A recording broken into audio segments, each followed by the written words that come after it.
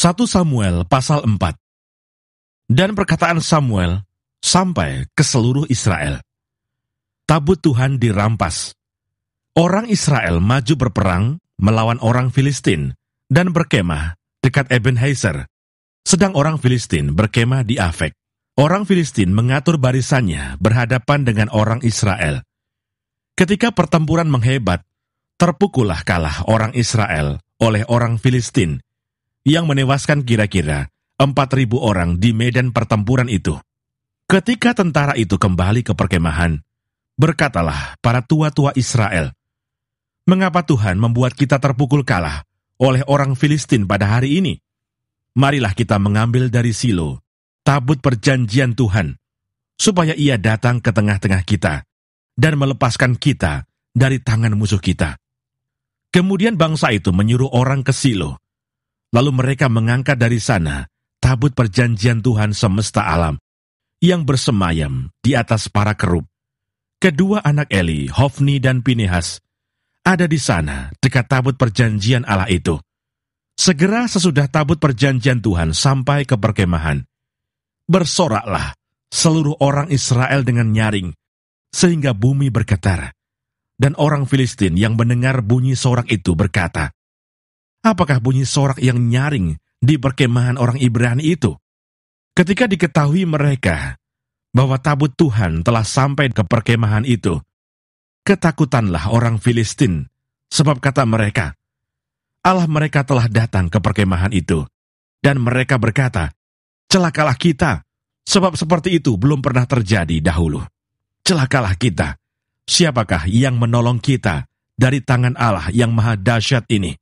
Inilah juga Allah yang telah menghajar orang Mesir dengan berbagai-bagai tulah di padang gurun.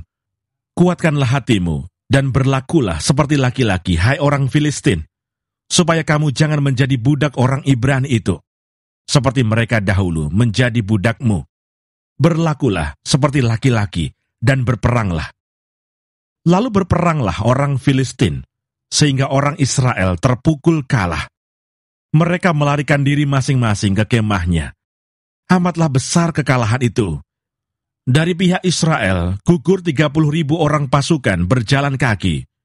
Lagi pula tabut Allah dirampas, dan kedua anak Eli, Hofni dan Pinehas, tewas. Seorang dari suku Benyamin lari dari barisan pertempuran.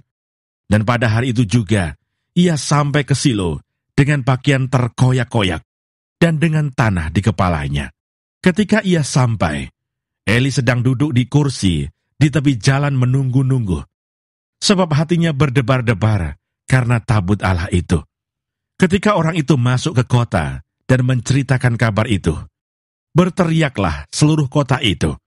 Ketika Eli mendengar bunyi teriakan itu, bertanyalah ia, "Keributan apakah itu?"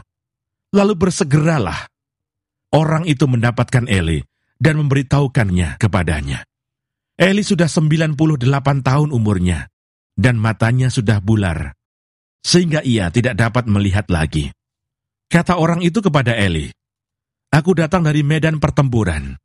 Baru hari ini aku melarikan diri dari medan pertempuran." Kata Eli, "Bagaimana keadaannya, anakku?" Jawab pembawa kabar itu, "Orang Israel melarikan diri dari hadapan orang Filistin. Kekalahan yang besar telah diderita oleh rakyat. Lagi pula kedua anakmu, Hofni dan Pinehas, telah tewas, dan tabut Allah sudah dirampas." Ketika disebutnya tabut Allah itu, jatuhlah Eli telentang dari kursi di sebelah pintu gerbang. Batang lehernya patah, dan ia mati. Sebab telah tua dan gemuk orangnya.